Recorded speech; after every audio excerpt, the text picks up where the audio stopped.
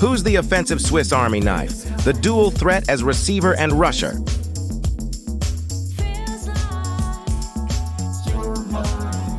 Defensive line dominator.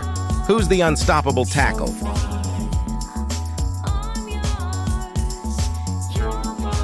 Emerging tight end phenomenon. Who excelled in catching and blocking?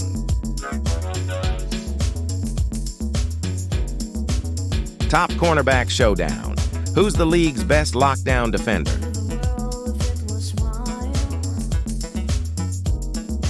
Receivers come back. Who returned to elite status recently?